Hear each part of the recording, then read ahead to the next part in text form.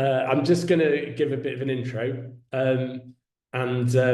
It's really good to see you all here tonight. We've got a real mixture of people on the call. So we've got some dairy farmers, we've got some beef farmers, I think we might even have one or two people grazing indoors, but it's all related to grass, so that's good. And tonight's webinar, is going to largely focus on James Daniels' part, who I'd like to introduce. James is, for anyone who doesn't know James, I imagine most of you do already, is one of the leading grazing consultants in the country, also the founder and director of Precision Grazing. So a bit more about, I'll pass over to James shortly. I think the aim of tonight really is that hopefully everybody can go home, you're already at home, with a few tips and tricks about how to manage your grass this season from some of the advice that James will give you. And we'd also like to just familiarise you a bit with the ruumi app, so you know how to get the best out of that as well. So I'll just jump in and do a very short presentation just to give a bit of context of what ruumi is and why we're here. So we've got sort of an order of play tonight. Yeah, I'm going to give an intro now. Then James is going to give a bit of a presentation about kickstarting your grazing this spring. And if I understand correctly, James, that will be specifically around what's happening with the season and the weather this time of year, this year specifically. Then we're going to do, or James will do a bit of a masterclass with, we've got Jonathan Chapman, a long-time ruumi user on the call as well. So we'll take a look at his farm on ruumi. And of course, we'd like to, have a decent Q&A as well. So happy to field any questions there and a short wrap. So what is ruumi? We're a digital platform and we're helping red meat and dairy supply chains work towards sustainability targets with farmers. So there's quite a bit of pressure from retailers and food supply chains on processors to collect more farm level evidence about emissions. And what we want to do is to help processors and farmers work together to tell the best story about what's happening at farm level. So without farm level data, the industry is using a lot of averages about emissions factors, and they don't always tell the whole truth of the great work that cattle farmers are doing. And that's where we want to get better at helping the supply chain tell the best story. So what we offer to farmers is something that's funded by the supply chain, and it makes it easier for you to provide data and easier for you to tell the world the good work you're doing at farm level. And of course, as part of this, one of our tools is the free satellite farmer app. And actually any farmer can use that, whether they're in a supply chain project or not.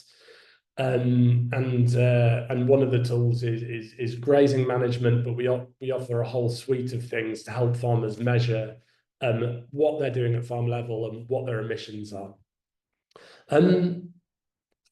So what are the benefits of this to the farmer, of course? And at ruumi, we absolutely believe that the farmer has to come first and it has to benefit the farmer. And if that doesn't happen, everything else falls to pieces. So with ruumi, you own the data that you're sharing with the supply chain. And of course, if you're just using the app and you're not part of the supply chain project, then you don't need to worry about that because only you will see your data. But you own your data, you can decide what you share, you're in control of it. Also, if you're in a supply chain project, it helps you secure a better relationship with your supply chain customer. It helps them with their business and it helps you benefit economically together. With ruumi, we're making it as easy as possible for you to collect data and share it with the supply chain. So we're using satellite data. We're also working with data integration. So if you're already providing a lot of data about, sort of feed given to animals or other things through other software, we can work with that data and we don't require you to input something twice. That's important to us. Tell your story. Okay, I think I've said a bit about this already, but again, we don't want industry averages to reflect necessarily what's happening on your farm, because your emissions might be much lower than what people are saying they are, and the best way to do that is primary data at farm level.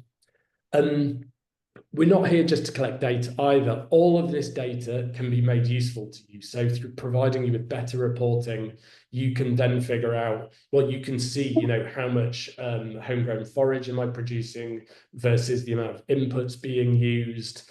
You can look at correlations between the different aspects of your practices. You can see what this year looked like compared with last year, compared with the previous year. So we can help you really kind of see what you might want to improve. And of course, it does vary, it's different on every farm. And finally, if all of this helps you reduce the cost of the inputs you're using to reduce the inputs and reduce the cost of those, then it's going to be good for business too. So tonight, we are going to focus on grass. We might focus on other things in future, but actually, for many farmers, increasing the tons of homegrown forage and reducing inputs and having the evidence for doing it without too much work is a really great path to reducing emissions and saving costs on farm. And of course, a big part of grassland management is grazing. So that's going to be our focus for tonight. And without further ado, I'll pass on to James, who I've already given a brief introduction to. So James, I'll pass over to you at this stage. Yeah, awesome. Thanks, Paddy. Sure. Yeah. Cool. Okay. Evening all. Thanks for joining us. And yeah, Paddy, thanks for the invitation to speak to you guys this evening. So I'm James Daniel. I'm the founder and director of Precision Grazing. We're a farm consultancy business. Well, I say for myself, based in Cornwall, but we work across England and Wales. We work with our clients in 2 or 3 ways. We run beef and sheep discussion groups, or we run farmer discussion groups for beef and sheep farmers and for dairy farmers. We do that across England and into Wales under the guise of Farming Connect. We do one-to-one work for our clients, and that might range from business plans and sort of JV agreements through to grazing system design, grazing management, feed budgets, and really practical things to help the business improve its use of, to help the business grow more grass and to utilise grass as well. Our interest in grass, we stem from the fact we know it's the lowest cost form of feed on farm. If it's managed well, it's it's got the highest quality. And it's perfectly balanced for most animals if there's enough of it. And the challenge with grass is normally managing the quantity of grass available rather than necessarily the quality of the grass that's available on farm. So all the things we do within the business are really focused on kind of a grass first, forage based and forage led approach, because I think the evidence has shown us that's the most profitable route to take, and the data is now showing us that's also the most sustainable route to take from a carbon footprint emissions point of view and biodiversity. So the thing I like about grazing is it becomes a win-win for the business and for the environment and for the retailer and the consumer as well. So it's unusual in life for business to have win-wins. There's not really a compromise, a win-lose. So it's great to see grazing as a bit of a use of grazed grass and use of forage in the diet and in the system as a win-win on all counts. So my plan this evening is to look through the spring grazing piece. I think there's a cracking opportunity this year to get as much from grazed grass and from forage as we can. Within red meat sector, we've got tremendous prices. Beef's just about touching £7 this week for those on a contract or with picking up a few bonuses. If you'd said that to anyone even 6 months ago, you've been laughed out of the pub. So there's a tremendous opportunity. As a rough guide, if we could grow an extra ton of dry matter grass on farm, and we could eat that grass and could turn it into live weight, whether that was beef or lamb, that'd be worth around £200 to £400 per hectare to the business. So that 100 hectare farm's got 20 to 40k on the table if it can do a good job with its grazing. And most of that opportunity lies in the spring grazing management. So there's a big opportunity there. Same opportunity for dairy. There's some extra litres, or there's some costs to be saved by making best use of that grazed grass, or by doing a good job with the forage. And even if the milkers aren't necessarily out in grazing, I'm sure there's some young stock within the business that is at some point.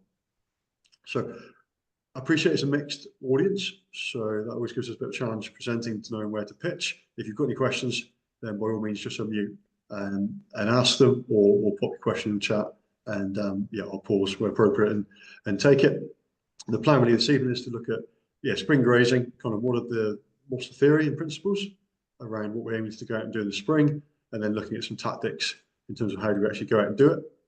We'll also touch on what I see as the current situation. So how's the spring going so far?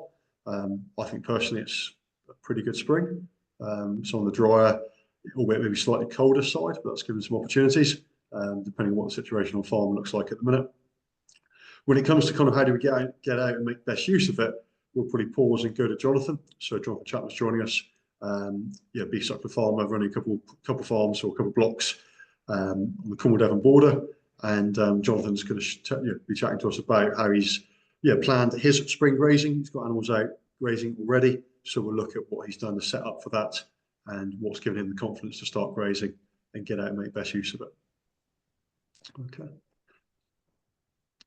Right, guys, well, let me share my screen, and then Paddy, I'd appreciate if you give me a heads up. You can see that, okay? Yeah, we can. Might just want to go into full screen mode. Yeah, thank you. Would indeed. Okay, so as I said, agenda, bit of theory and principles, look at the current situation across the country, and then tactics and Q&As, but equally I can take questions at any time. So the first thing I'll put forward, and I'm happy to take challenges on this, spring grass. So this is grass in March, April, probably through to the first week of May, is always good enough quality. It's got exactly enough energy and protein for growing and lactating animals, providing there's enough of it. Okay, fairly general statement, but on the screen is a couple of pasture samples taken on 24th of March on the North Yorkshire coastline. The top left is new lays, and the bottom right is permanent pasture. And these samples kind of really reflect, hundreds of samples we've done, or various farmers have done across the England and Wales over the last kind of 8 years. And at this time of year, regardless of pasture species or species composition, or age of the lay, or soil fertility, if it's green and leafy, or green and mainly if it's leafy and mainly green, then at this time of year, the dry matter will be pretty good, plus 20 normally on a dry leaf. Protein, normally plus 20 as well. And the ME, at least 12. So it's better than what you can buy in the bag, and it's there for free. The only issue in the spring is normally whether there's enough of it. There's never any doubt in my mind about the quality of energy and protein. Spring grass, quite often will have a little bit of dead material in it. So some of those overwintered leaves. If the pasture cover is a little bit taller, we're died off and senesced over winter. That just adds to the dry matter and the fiber component. In essence, in most cases, it provides the perfect transitional feed to help adjust animals from a kind of silage-based diet or forage-based diet inside to the grazing diet. And the opportunity is to go out and make use of it, because it's good quality. It's high dry matter. It's not too far away. So the transition from silage to early spring grass, whilst the temperatures are still cold, isn't too bad. It's not too much for the animals to do. It might take a couple of weeks, but the transition is going to be pretty kind. If we wait until grass growth really kicks off, until there's an obvious surplus on farm, shall we say, and temperatures warm up, the grass that's coming through then later in the season is a lot lusher. It's lower dry matter. It's still good quality, but it's a lot lower in dry matter. It takes an animal coming at the shed much longer to transition to that lower dry matter, somewhat lusher grass. So getting out early, or getting something out early and starting to graze, is the real advantage. The additional advantage of getting it early is that the grass plant, once grazed, is stimulated to grow back quicker. And also once grazed, particularly if there's any sort of yellow or deader leaves within the plant, then they're removed, and the photosynthesis, the efficiency and capture of sunlight increases as well. So it's such that a paddock that's grazed, or a field that's grazed, let's say in the first week of March or during March, by the end of April, will have accumulated more dry matter than the field next door that wasn't grazed.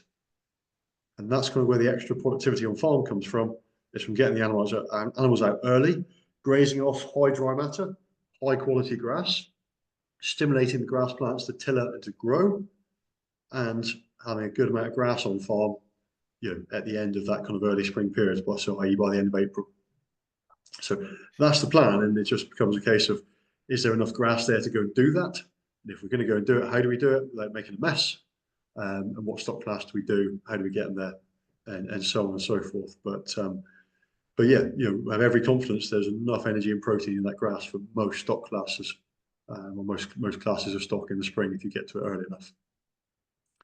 So is there enough? Well, grass growth, so how much grass we have and how quickly it's starting to grow at this time of year, is simply linked to soil temperature. And I'm sure you guys will know and remember from your college days, for most grasses, ryegrass and other main grass species, growth doesn't really start until 5 degrees. We might get some measurable growth at 4 degrees with some of the westerwolds or some of the tetraploids, but most species, 5 degrees is when we start to see some grass growth. And so temperature at this time of year is normally the most limiting factor. So soil temperature is the most limiting factor, or the most factor that's influencing grass or pasture growth the most. When it comes to thinking about how do we increase that, well, most cases just a case of patience and waiting for it to warm up. Applying nitrogen when the soil temperature is low doesn't really do a lot.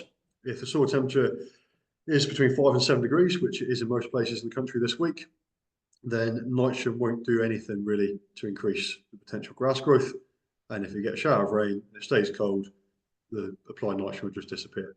So it's normally a false economy to go out too early in the spring with nitrogen. It's better to manage the pastures well in the autumn to ensure there's enough grass in the spring. But I appreciate that's something to do at the end of this year for next year, and not a lever you can pull in this spring to kind of make more grass appear. James, I think there's a question from Martin Billington. He's just saying he struggles to get enough DMI from grazed grass for high yielding cows, especially on a wet day. And anything you would say in regard to that? No, I think it's absolutely fair enough. I think there's genetics, particularly in dairy. I think we see a little bit at the top end of continental beef, but genetics are evolved with the potential yield, with such a high potential yield that foragers alone, especially when the dry matter drops below, let's say 16-18%, as it will on a wet day, particularly a wet day later in the spring period, where the grass growth is with soil temperatures higher and we're experiencing this kind of lush surge of growth, then dry matter intake will be a limiting factor. Not for all stock classes or all levels of production, but it will for the top end producers.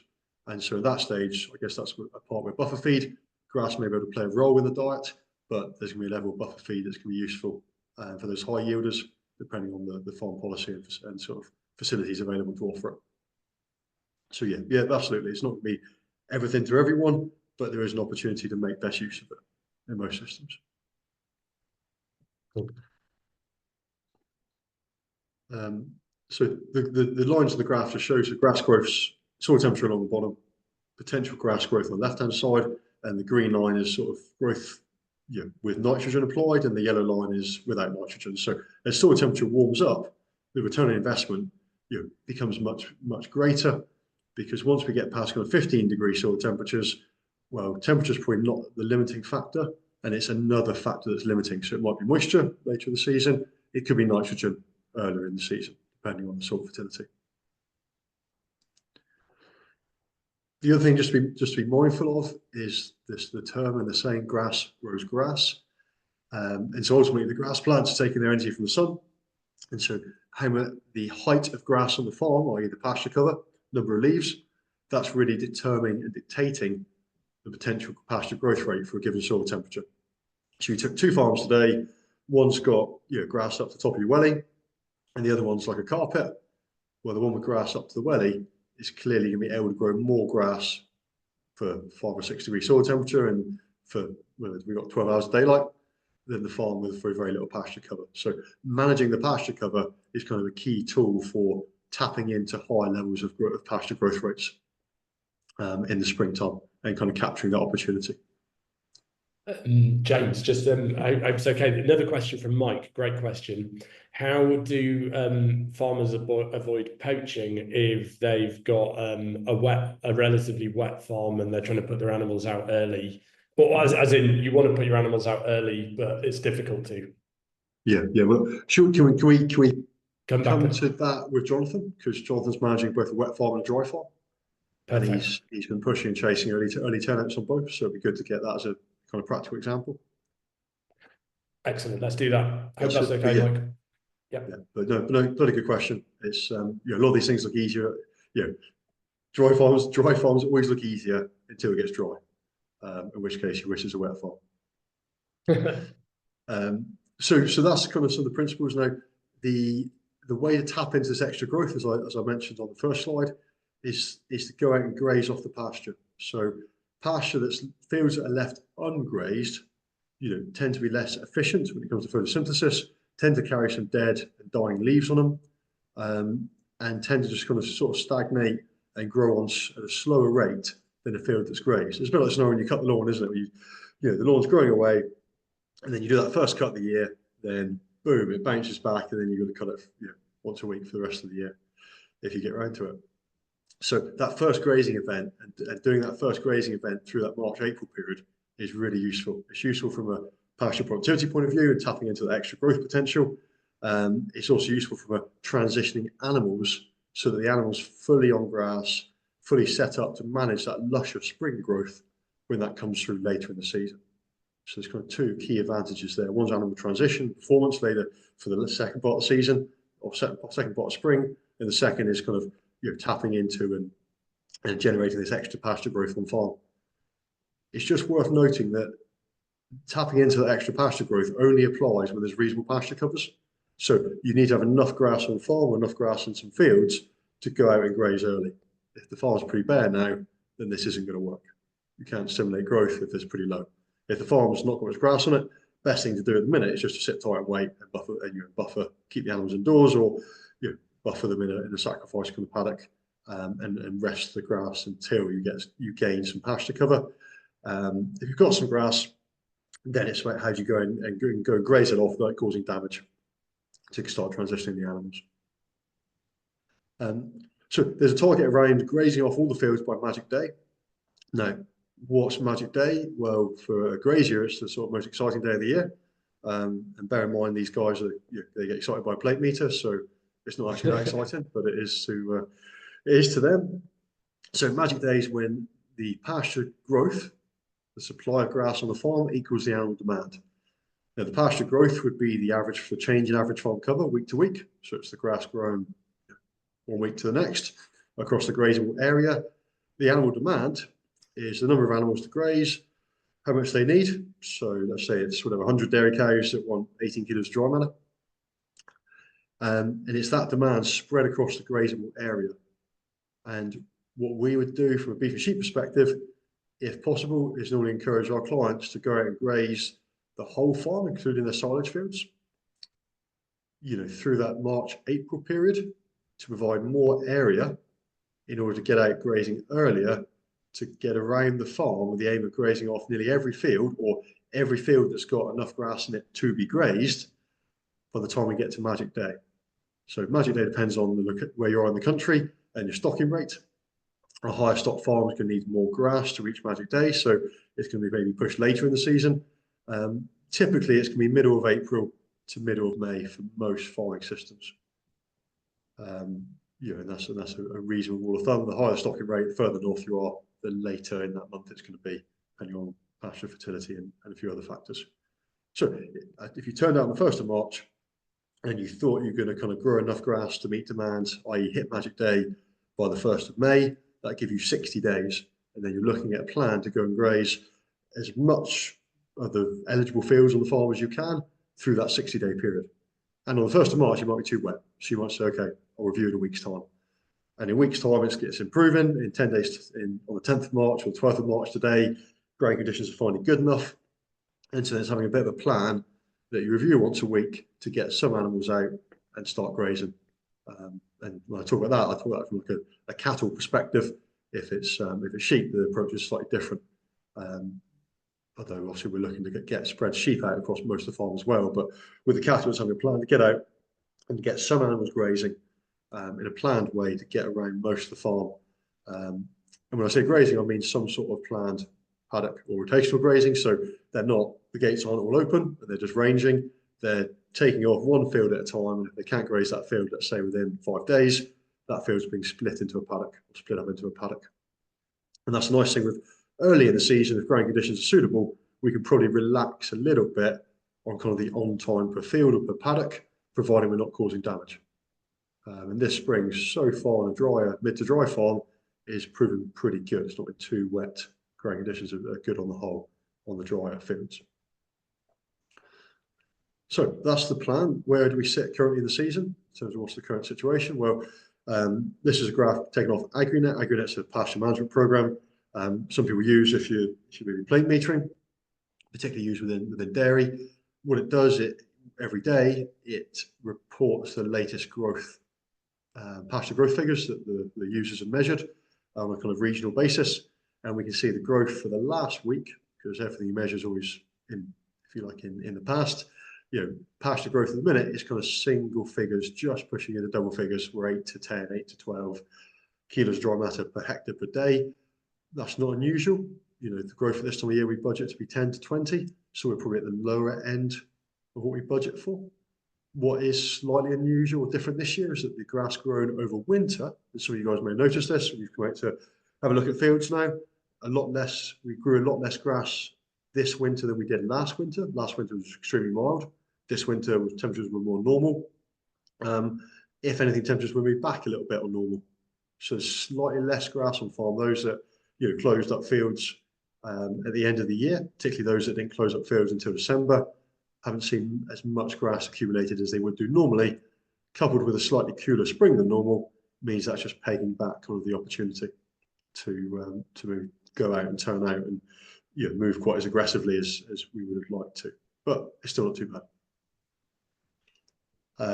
There's some good resources online where you can kind of get a guide. It's a soil temperature. Equally, a soil temperature probe is probably £8 from Amazon or your other favorite online retailer. So it's a worthwhile investment just to see what's going on. So this time of year, soil temperature is the most limiting factor to pasture growth. And if you measure your soil temperature, you can quickly estimate how much grass is going to be grown for the given week. There's some estimated growth rates there for the kind of 3 weeks ahead. They're estimates. They're not. I haven't got a crystal ball in this game, unfortunately.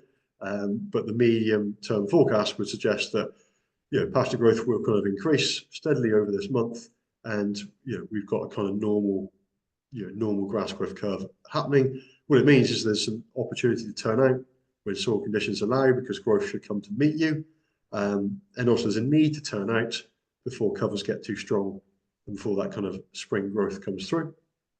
The tricky bit always happens as we get into kind of April, because some of the spring guys will be going round. I don't know on the call who's pretty strict spring calving and started grazing back in February. They might be planning for their magic day to come through in the first couple of weeks of April. And the last few years that's not necessarily been true, because although first week of April, last week of March, we should be growing 20 to 30 kilos. In reality, in the last few years, the range has been 0 to 40.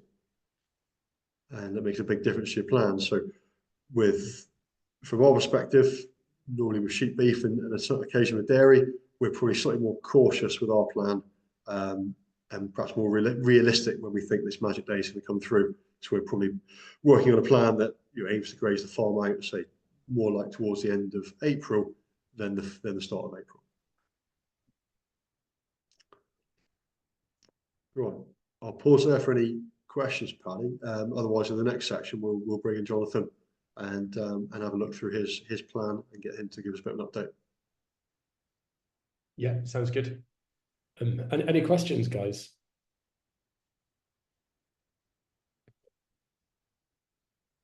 And honestly, please feel free to ask anything you want. This is informal. Don't be shy.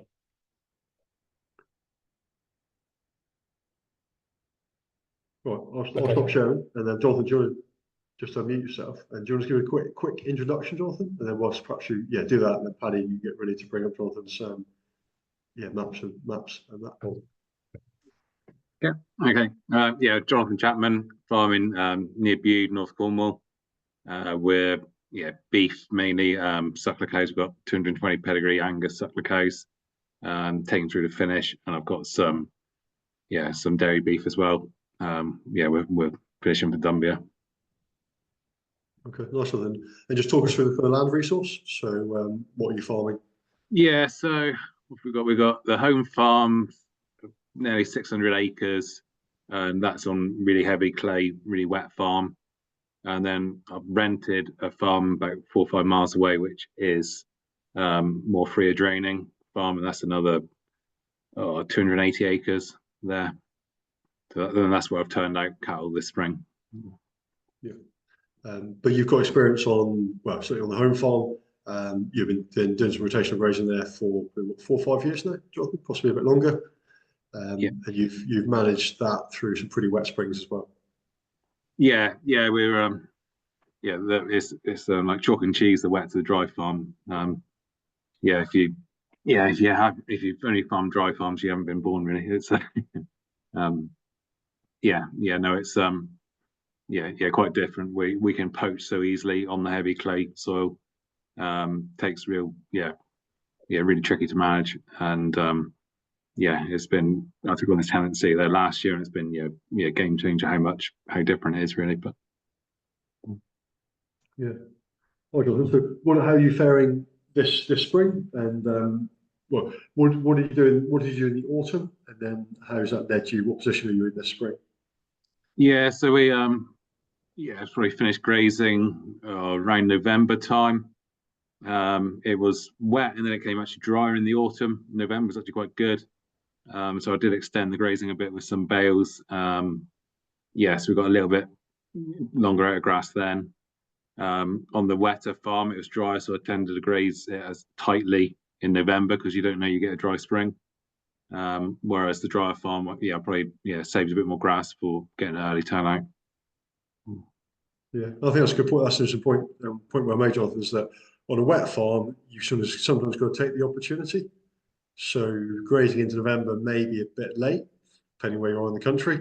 But if you get a dry back end, as you said, you might, and the grass is there, sometimes better to take it then than it is to save too much of it for the spring if you don't get a chance for an early turnout. So it's a bit of a risk, but there's a way of managing that and playing the season a bit, depending what you get. Yeah, Okay, and like I say, we're in Cornwall. I just checked our soil temperatures averaged 8 degrees for the last week, so grass is growing, but the cold nights slowing a little bit. Yeah, that's cool. All right, and as Paddy, I think, says in his introduction, you've been using ruumi for a little while as well. So I think we're going to have a look at that next and look at what data you're putting in there, and kind of perhaps you could talk us through how you've been using that to make what's given you the confidence to start grazing on the dry farm. Obviously, growing conditions are good, so that's a tick. I guess you've got some grass ahead, so that's another tick. And so what have you then done in order to make that decision to start grazing? Yeah, so I'll probably I used to just get a bit of a good overview of the whole farm, and what's ahead and roughly how long ahead I've got to look at with grazing. As you can see on the map there's various different shades of green depicting where there's more grass and less grass, and some of that will reflect where we've grazed things. Some of the brown marks is there's some fuzz in that field that you point, and there are a couple of fields we've had kale in which are brown as well. But there's a mixture of things there, and you can see the rough average covers there, and it will vary across the field because the satellites have a look. And then you can click on individual fields, which will give the individual amounts. Okay. So when you started grazing, you set up a mob within ruumi. So should we go have a look at one of the mobs grazing and just have a look at what you've done to set that up? Yeah. So I've got 3 mobs here at the minute. 2 are out grazing, and one is in a shed. But just when I think I've got enough grass ahead of me, they can come out.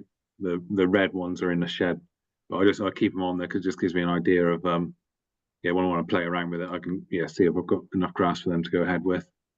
And then so there's 2 mobs there. There's the heifers born last year, so these are suckled heifer calves, and yeah, it's 94 in the group. On the wet farm, I wouldn't have as big a group this time of year, and even on the dry farm, I'm pushing it. But the weather forecast is good, and we're TB testing this week, and it's a lot easier for one group. So. Okay, so you set that group up, and well, I think, Paddy, you said you've done some onboarding with a few of the guys on the call, so perhaps if there's any questions to that, then please ask, otherwise we'll leave that for another time. Should we have a look at the grasswoods, Jonathan? So yeah. I guess you've gone through and you've assigned some fields to that group? Yeah, I've assigned some fields to the group. There are still some fields unassigned on the farm, but yeah, roughly this is the ones I was thinking for them, for grazing. We have put some fertilizer on in February, and it has made quite a difference, to be honest. So yeah, we're working on a 45-day rotation rate at the minute. Okay. When did you start grazing, Jonathan? And so, when are you thinking, hoping Magic Day is going to be for this group or on the farm? Probably hoping, like, yeah, maybe second week of April. Yeah. Yeah. What's your, do you know what your demand is on the farm in terms of how much you're going to grow on the second week of April to meet it? Not off the top of my head, no. It's no, you can work it out by adding up demands on here, can't you? Yeah, I see. Actually, with the number of fields you've got allocated, demand's pretty low at 17 kilos, and yeah, the estimated growth rates at 14. So at this stage, yeah, you've got quite a bit of scope. Yeah. And not too highly stocked. But will you pull some fields out for silage and that, Jonathan, as you get closer to? Yeah, some of those fields potentially will come out with silage, and then like so, I've got the 70 calves in the shed, which will have to come out onto the farm at some point. So that'll be the balancing act when they come on, as well as all the others on the farm. Yeah. Okay. So let's say by keeping the silage fields in, having them available to graze, you can kind of drop that demand figure, and therefore you can bring that Magic Day forward if you like, as such. And it's just keeping an eye on you, using a bit of knowledge as to whether that rate is sensible. So when you went out and started grazing, what sort of covers did you go into? Did you target the field with the most grass to start in? Were you at the bottom of the grid? Where were you? Yeah, they had reasonable amounts of cover, to be honest. They're 2.5 plus. I had some fields which were in set aside. They couldn't be grazed from 1st of October last year, and until now. So yeah, I got on those first, really, because they needed grazing off. Yeah, probably. I think I may have chucked them on a couple permanent pasture fields just for a few days, just to relearn what electric fence is first, and then they went on those. Okay. But it wasn't a tight graze off initially.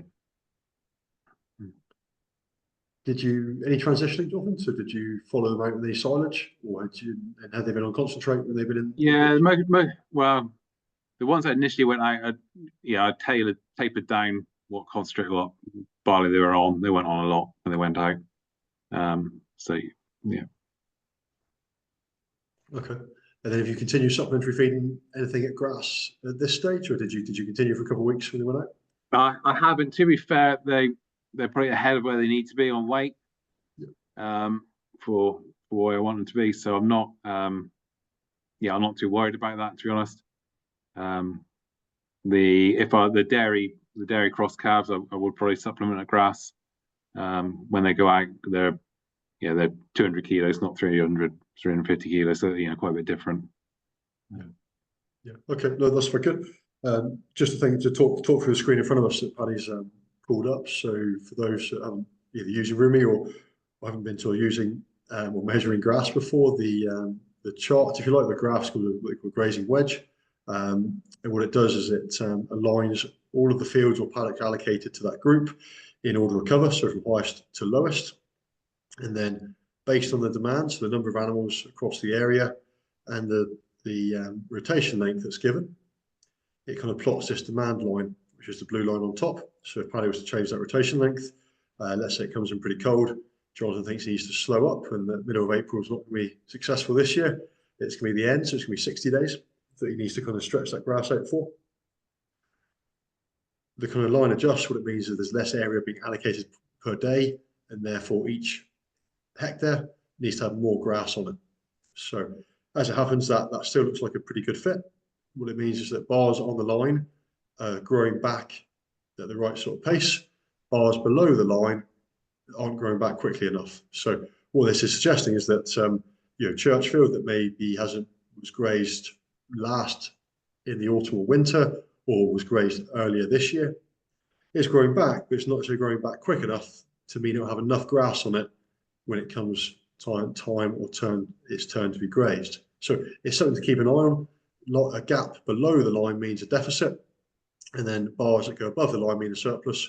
So sometimes you can get a line to balance by some surpluses and some deficits. At the minute on 60-day round, this is looking like recovery is a bit slow. Well, given where we are in the season, that's not necessarily a concern. Grass growth rates will pick up.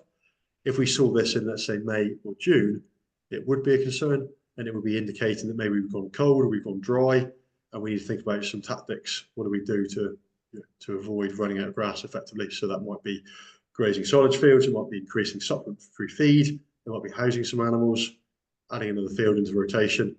Quite often we see this, if we don't spot it early enough, things like using nitrogen aren't effective, because once we get kind of into normal seasons, so we thought May onwards, if we're short on grass, it's normally because we're cold or dry, in which conditions nitrogen is not necessarily going to have an impact. So nitrogens can be used, but we've got to be looking 3 or 4 weeks ahead and anticipating a shortage normally for nitrogen to have an effect. And it's not necessarily a good tool in the sort of 2 to 3 week period, depending on the farm. But yeah, so it's a useful tool. It's a useful look, see kind of how recovery is going and whether you're on track to kind of make that rotation length work. And then once you know the rotation length and whether it's going to work, that's just a case of how much area to allocate per day. And then once grass growth picks up and we go from a deficit and trying to get around the farm, quick enough but not too quickly to run out of grass. Once we hit a surplus, then the same mindset changes. So as a farmer, knowing whether you have a deficit of grass, i.e. demand's higher than supply, or a surplus of grass, supply is higher than demand, really changes your mindset and the tools that you have available to manage the grazing, availability, quantity and quality.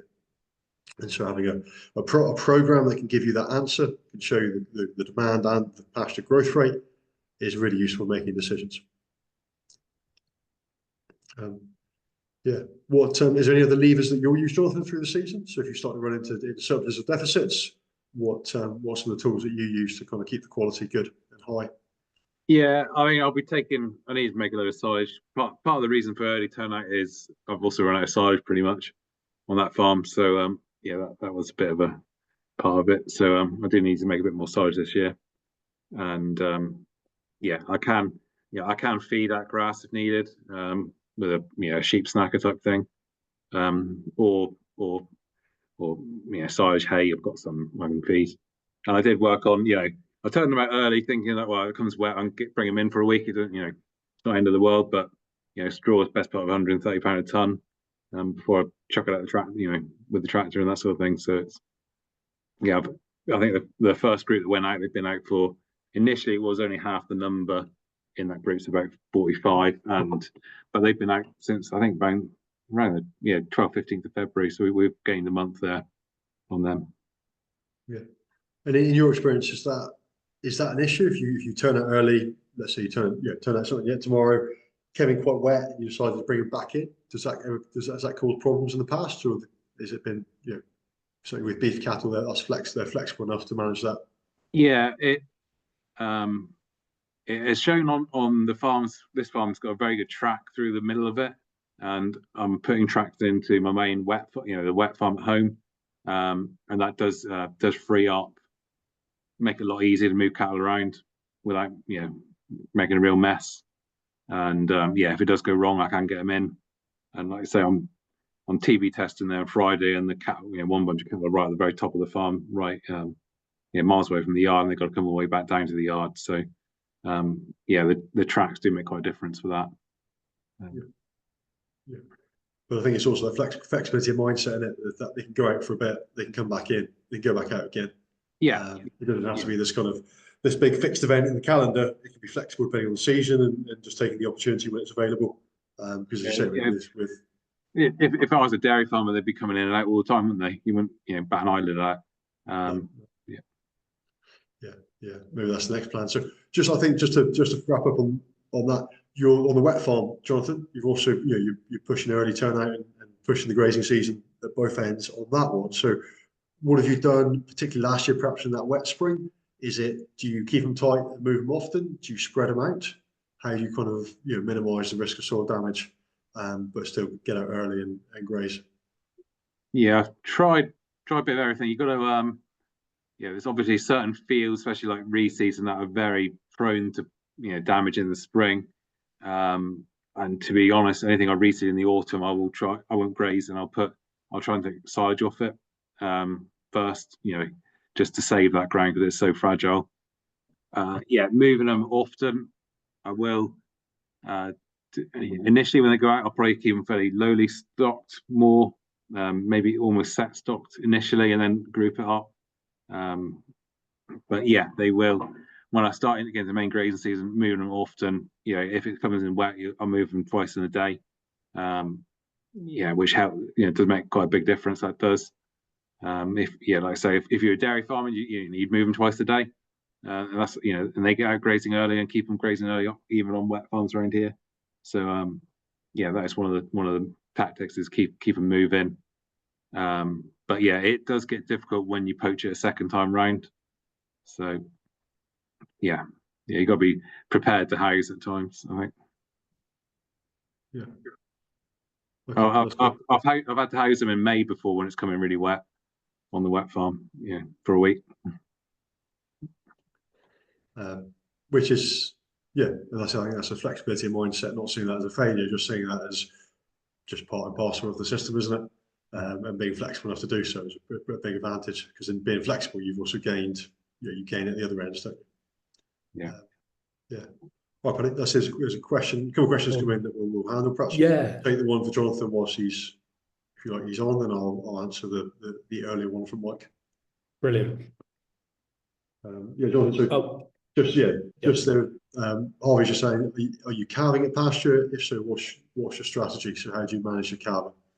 Yeah, so I have calved at pasture, and I probably will later on. At the minute they calve in the shed and they go out as soon as I see them suck. And yeah, I've got 150 to calve by the end of the month, and the rest in April. So yeah, they'll go out on the home farm. They're at the home farm where I live, and they'll be initially spread around fairly loosely. And if the weather conditions keep up, they will then quickly become into a proper rotation. But yeah, initially they'll be a bit more spread around. And that's everything's been calved at the home farm, the wetter farm. Yeah, unless it goes wrong. I had one born on the other farm last year, which weren't meant to, but yeah, that's farming. Yeah. And then to pick up Mike's comment, is there a reduction in grass growth, grass productivity from chain harrowing and rolling? Figure 25% being stated. I think research says it's somewhere between 10 and 15% for both those activities. So maybe if you did those together in the same field, you can get up to 25. And that's normally, just because of plant root disturbance and a little bit of soil compaction. So I think both rolling and chain harrowing have got their place, but only should be used when absolutely necessary, because you will knock productivity for sort of the 2 to 4 weeks after those events. Just kind of comment on that. James, Jonathan, I wondered whether we might just have a look at the end of year report ruumi did for you, Jonathan, as well, and whether it might be possible just to have a quick chat about that. Does that sound? This is a good moment. So something ruumi also does is provide reporting for farmers, and we're developing this capability all the time. So this is something we put together for you, Jonathan, kind of end of 2024. Is there any, do you guys have any, Jonathan, you know your farm best, you know what you're looking at on this report. James, would you have questions for Jonathan based on this, or what might you deduce? And we've actually chosen utilization of the top 3 fields. It says 25 there, but we've picked out the top 3. Apologies for that. I think there's a interesting market of a system that's working well. The productivity should be either increasing or maintained. So and that's not always the case. You have a system that looks good on paper, but sort of productivity is dropping back a little bit because of underlying issues with soil fertility or compaction quite often. So having report or some data around grass grown, so the top performing paddocks or how much grass each paddock's producing year on year and what the trend is as an average across the farm is really good, and that also links to the number of grazings per field per year, and that's going to dictate the pasture productivity as well. So there's an interesting, if you haven't got the data, you can't make decisions, and so metrics around pasture or field productivity, so tons of grass either grown and or eaten, is a pretty good metric. So yeah, obviously, looks like you, Jonathan, have got sort of a range of performance on the farm from sort of 12.5 tonne back to 8.5, which would be good numbers for grass utilised, and also achieving kind of 6 to 8 grazings per field per year, which depending on where you are and what the system is, would be reasonably good as well. 8 to 10 would be kind of the target at the top end if it's quite a high sort of ryegrass and fertilised system, and 6 would probably be kind of useful on a more permanent pasture, lower input system.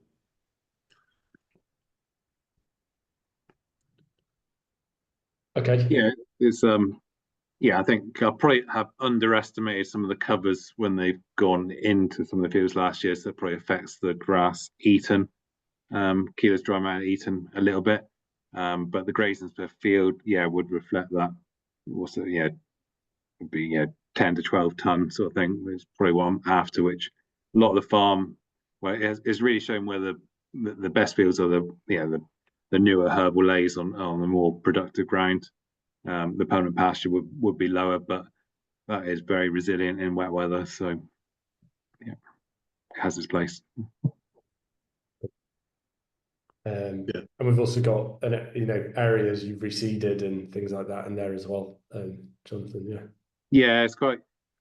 I've got it's good because I've got like 3 SFI agreements, and I think there's 5 or 6 mid tiers running over the 2 farms, and like a lot of herbal lays, GS4, SAM3, CSAM3. There's a lot to keep track of, and we've been doing quite a bit of reseeding of, and it's quite important to keep track of what you've reseeded when, and for those schemes that when they've been grazed as well, which I do through the ruumi app really.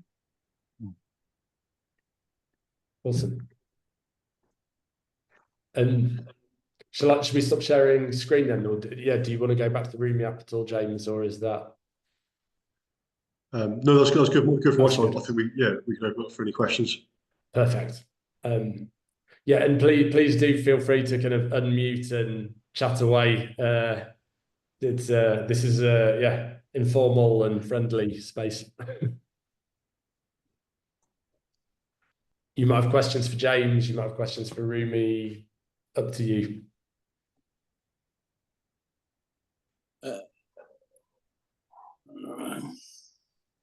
Richard. Paddy, the herbal lays with the plate metering, or maybe for James as well. How obviously we all know they differ from a ryegrass lay, but how crucial is it that we measure it,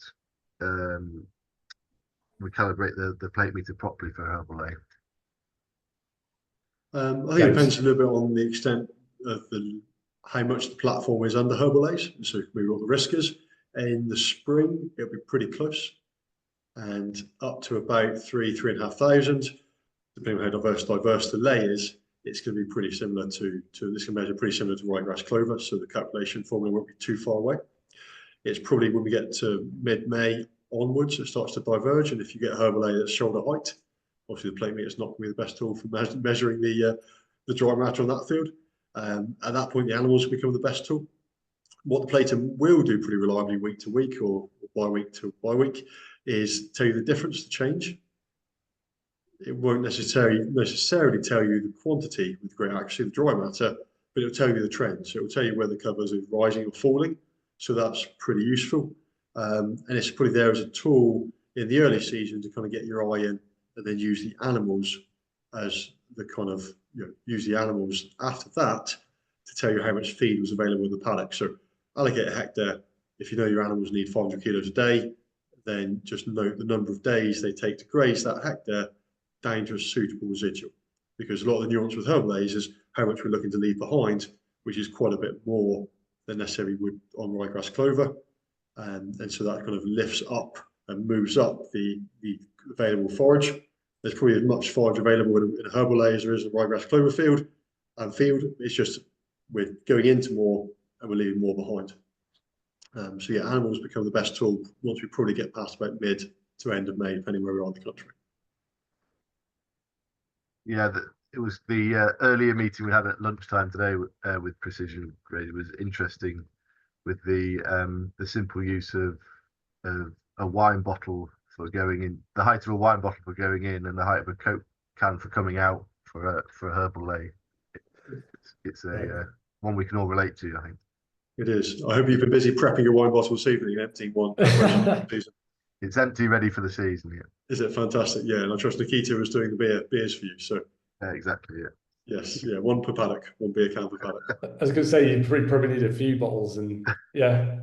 Yes, yeah. Richard, you had your hand up. Yeah, hi. My name's Richard. I'm a dairy farmer from Cheshire, milking 400 cows. I do graze, but I won't call myself a grazer by any means. The policy on the farm is to go outside and graze. They've got to be in calf, so that's sort of what I run. Now, the thing that gets me with grazers, I have neighbours that are grazers, and one turned out early February. Basically because he ran out of silage, and I just picked up on Jonathan saying that as well. And I'm not against grazers at all, but to me they just seem to love going around measuring grass, but never actually measure what they're using in the winter and what they're feeding in the winter. Do you just hope that it comes right and nice and sunny in February, or should you be buying straw or other things throughout the winter and try and manage that as well? Yeah, certainly for the guys we work with, we'd encourage a winter feed budget as useful and important as the spring kind of rotation planner or spring budget. Sometimes the years don't quite work out.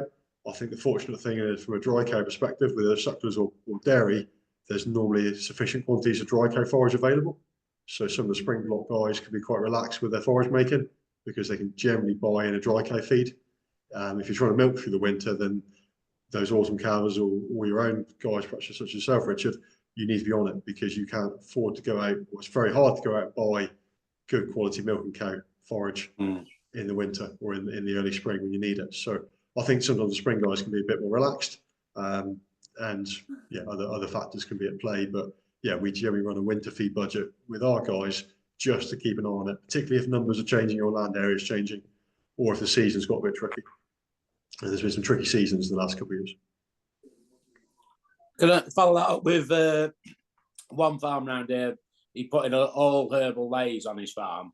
The cows, I don't know what was in it, so I have no idea on that. But the cows wouldn't eat it very well, so then he decided he was going to make silage out of it, and then the cows wouldn't eat that. It's obviously, different people have different experiences with herbal lays.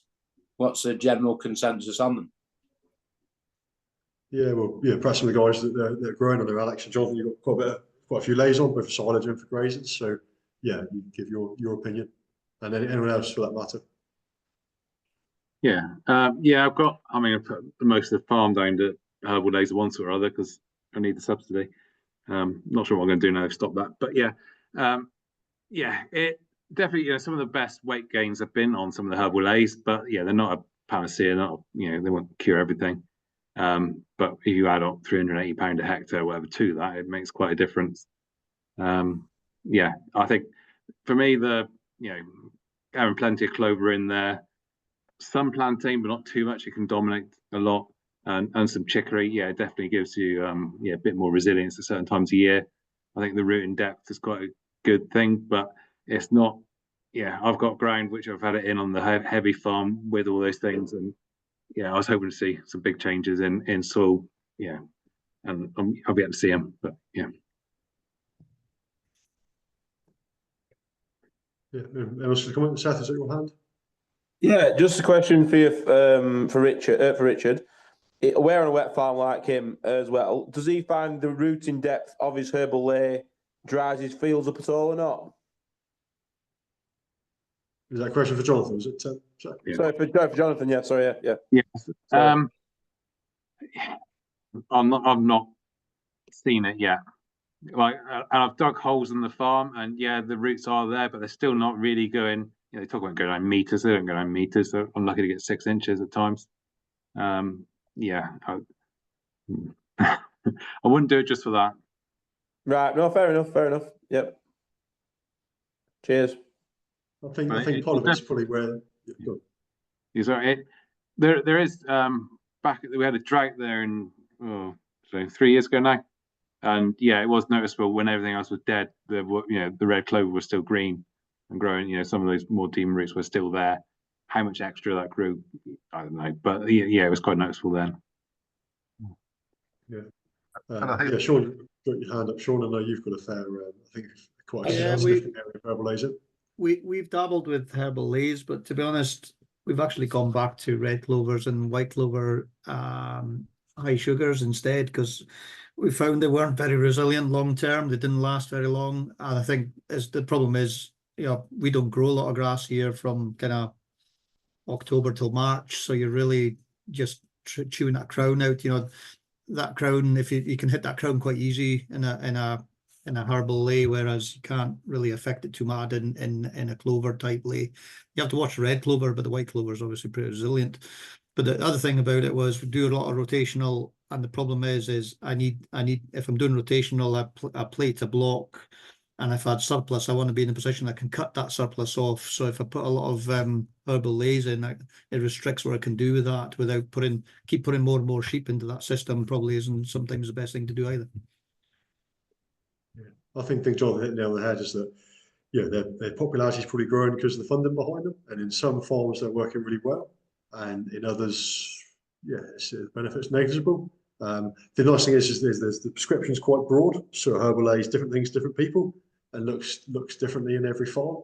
The guys I know on drier farms, they've transformed the business, but a herbal lay, if you've read and know of Newman Turner, it's a good read if you haven't. So a couple of his books.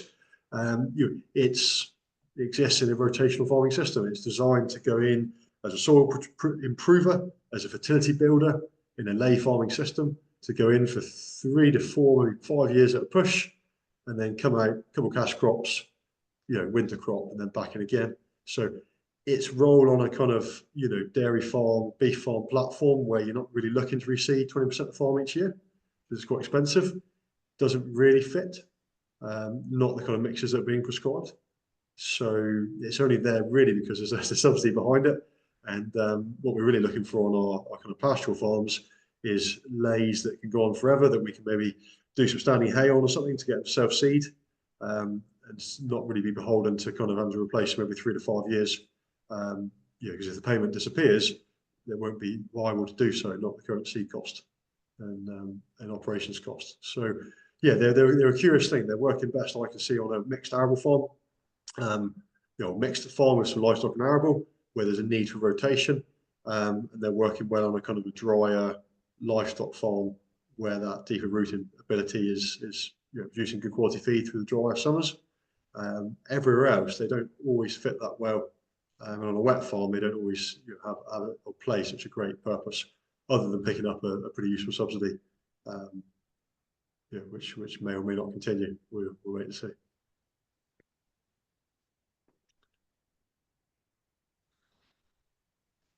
Any final questions?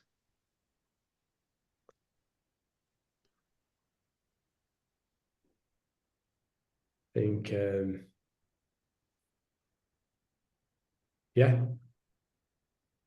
Well, I tell you what, I'm going to just finish off by sharing a few slides, but that will also give you time to think about if you have any remaining questions, and you can maybe ask them at the end, if that sounds okay.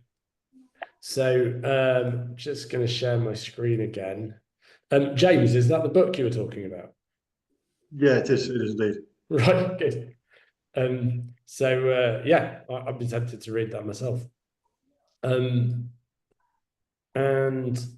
yeah, so we just wanted to a reminder again that the ruumi tool, which Jonathan's using, is free for any farmer to use. And if you're part of a supply chain project, as I know a number of you are here tonight, then it's of course free as well. If you or your processor want to talk about a supply chain project with ruumi, please do get in touch. Of course, you know where to find us.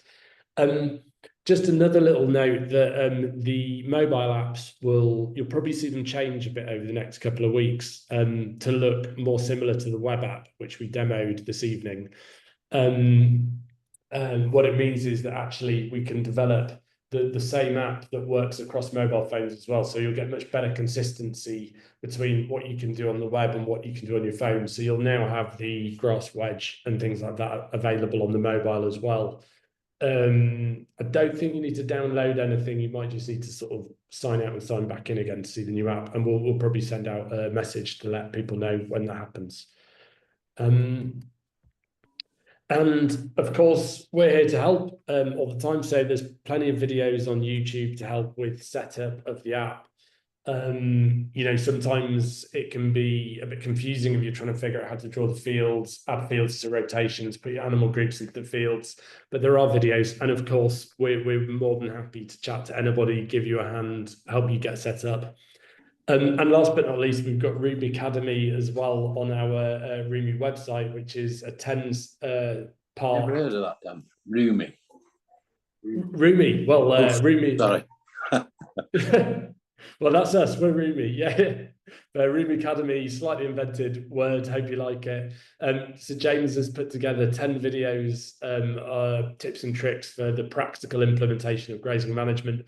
But you also, James, I think you've got one which is how to manage a grass deficit and one how to manage a grass surplus, which I know we've covered tonight as well. So I do recommend watching over those. They're really good. They're kind of bite-sized, 5-minute long videos each. So it's a great resource.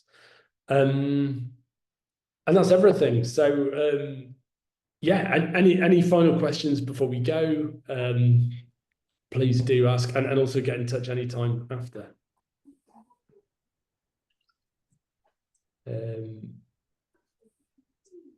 So George Parish, is there a feature on Ruumi to take parcels from RPA database like in Land App?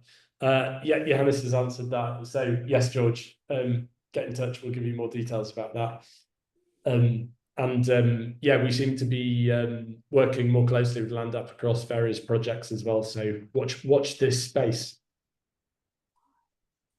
Richard's got his hand up, Paddy. Oh, right. Okay, Richard.